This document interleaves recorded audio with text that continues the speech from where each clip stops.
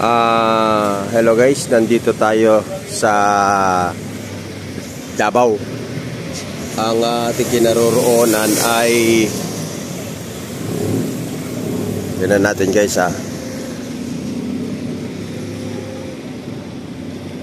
So dito tayo ngayon sa Davao, dito sa kanilang night market, M. Rojas. Tama ba? Madilim kasi guys eh. M. Rojas. M. Rojas. At ito yung yung kanilang night market.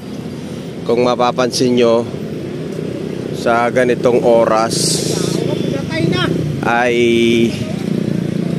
masigla pa rin naman ang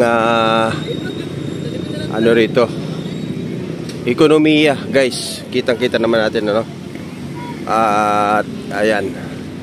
So sa kabila nga nung alam naman natin na pagkaka-aresto kay PRRD ay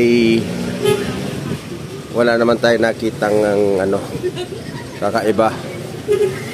Tahimik pa rin gagaya ng dati na sabi nga nila ay pwede kang lumakad-lakad dito na walang gagalaw sa'yo. Dahil ito nga yung lugar na isa sa mga lugar dito sa Pilipinas ang very peaceful.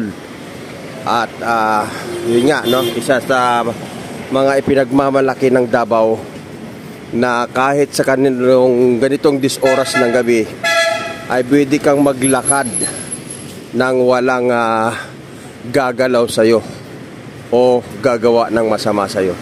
So para lang po sa kaalaman ng lahat, ang oras natin ngayon ay 11:30 PM na.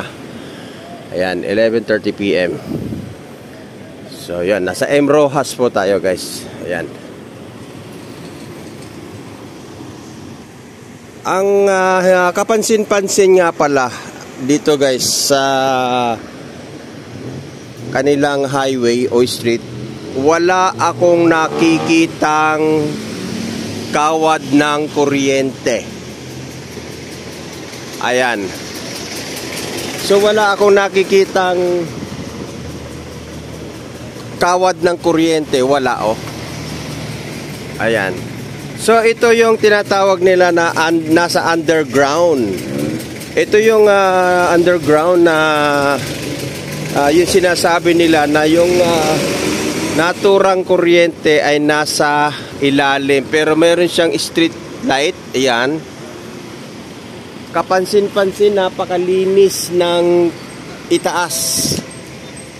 At kung makikita po natin, yung kawad ng kuryente ay ayun,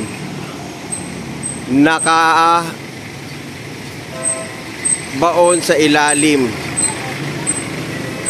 Ayan. Napakaganda at napakalinis.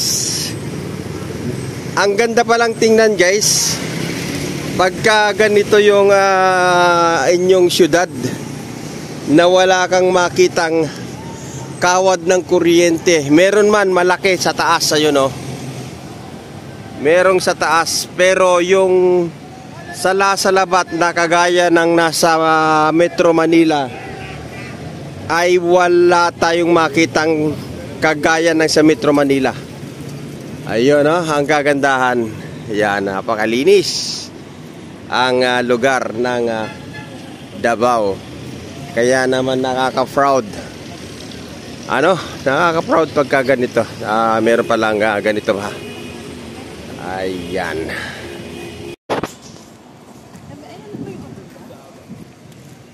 Mindanao Souvenir Center. Ayan.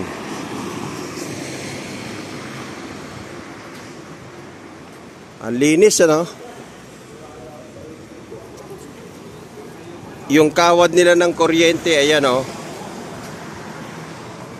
So nanggagaling sa ilalim, ayan guys. At wala tayong nakikitang salabat na wire sa itaas. Ang meron lang ay kuryente na papasok na mismo sa mga building. Yun, no? Ang linis. Napakagandang tingnan.